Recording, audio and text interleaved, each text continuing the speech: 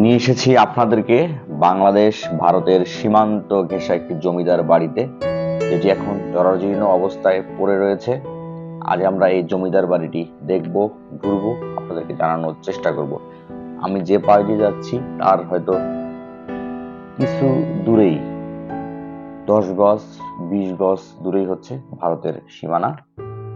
সেই সীমানা ঘেঁষা একটি জমিদার বাড়ি হচ্ছে লকমা জমিদার বাড়ি, লকমা রাজবাড়ি, স্থানীয়দের কাছে একটি চৌধুরী বাড়ি নামে পরিচিত। এর অবস্থান আমি আপনাদেরকে বলছি, জয়পুরহাট জেলার পাঁচবিবি থানার পড়িয়া গ্রামে অবস্থিত এই জমিদার বাড়িটি পাঁচবিবি উপজেলা থেকে 7-8 কিলোমিটার একটি দূরত্ব। আপনারা চাইলেও অটোতে করে, ভ্যানে করে, সিএনজিতে করে এখানে আসতে পারেন।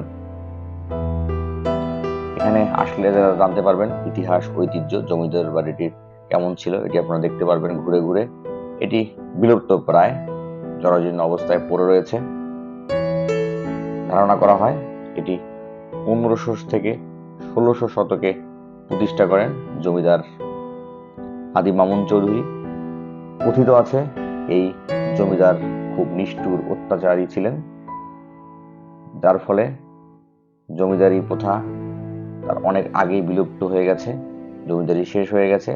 অত্যাচারী হওয়ার কারণে গায়েবী মাধ্যমে এদেরকে জমিদার বাড়ি ছেড়ে দিতে বলা হয়েছে।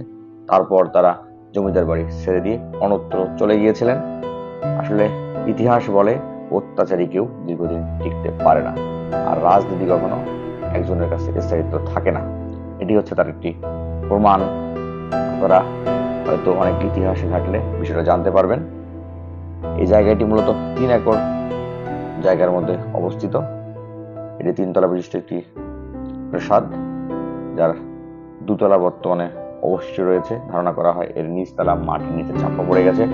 পুরো পোশাকটিতে রুম রয়েছে আসলে 30টি। এখানে অনেকগুলো ঘর রয়েছে, এছাড়াও রয়েছে হাতিশালা, ঘোড়াশালা, কাছারি ঘর। এই জমিদারির সবচেয়ে বড় কথা যে পুরো জমিদারের অংশটুকুই পড়েছে প্রায় ভারতের মধ্যে, সামান্য কিছু অংশ এখন বাংলাদেশের মধ্যে রয়েছে। তার মধ্যে এই বাংলাদেশের পাঁচবিবি উপজেলার এই করই গ্রাম হচ্ছে অন্যতম, যেখানে এই জমিদার বাড়িটির পুরো ভবনটি অবস্থিত। আপনারা দেখছেন আমরা সিঁড়ি বেয়ে একবারে উপরে যাওয়ার চেষ্টা করছি। এখান থেকে আসলে পুরো জায়গাটার ভিউ খুব ভালো দেখা যায়। আপনারা দেখছেন লকমা রাজবাড়ি, লকমা জমিদার বাড়ি। যদি সময় পান অবশ্যই এখানে আসবেন। দেখতে পাচ্ছেন ওই দূরে এটি হচ্ছে ভারতের একবারে সীমানা প্রাচীর, তার কাটার বেড়া এখানে দেয়া রয়েছে। আসলে প্রায় 25 থেকে 30টা ঘর, প্রতিটা ঘরেই অত্যন্ত চাপানো, ছোট টাইপের, কিন্তু তার দেয়ালগুলোর প্রশস্ত কিন্তু অনেক বড়। সিঁড়ি রয়েছে উপরে যাওয়া, নিচে নামার। আর সিঁড়িগুলো অত্যন্ত চিকন, যেখানে আসলে একজনের বেশি ওঠানামা করা যাবে না, আর অনেক খাড়া সিঁড়ি হয়। আমি আসলে প্রতিটা সিঁড়িতে আপনাকে নিয়ে যেতে পারিনি বা নিয়ে যাইনি। দর্শক, আমি আসলে আপনাদেরকে চেষ্টা করছি আমার এই চ্যানেলের মাধ্যমে আমি যে সমস্ত জায়গায় রেগুলার যাই তার ইতিহাস, ঐতিহ্য তুলে ধরার জন্য। দেখতে পাচ্ছেন কি খাড়া সিঁড়ি এটি। আমরা আসলে বইয়ের লাইট জ্বালিয়ে দেখানোর চেষ্টা করছি, কারণ একটি অন্ধকার টাইপের, একটি অন্ধকার পরিবেশ এই রাজবাড়ির ভিতরে রুমগুলোতে। এটা হচ্ছে আঙিনা। সেই সময় হয়তো রাজারা, রানীরা এখানে আড্ডা দিতেন, ভারতের কর্মচারীরা এখানে চলাফেরা করতেন। আজ এই 300-400 বছর পরে এটি আসলে জরাজীর্ণ অবস্থায় পড়ে রয়েছে। আসলে পৃথিবীর কোনো কিছুই স্থায়িত্ব না। দেখতে পাচ্ছেন জমিদার বাড়িটির আঙিনা বা ভিতরের এক অংশ।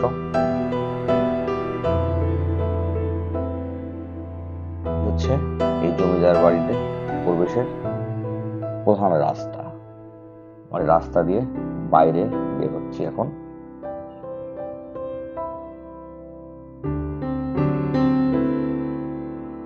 হচ্ছে এর বাইরের অংশ। আসলে পুরো বাড়িটি একটি জরাজীর্ণ অবস্থা।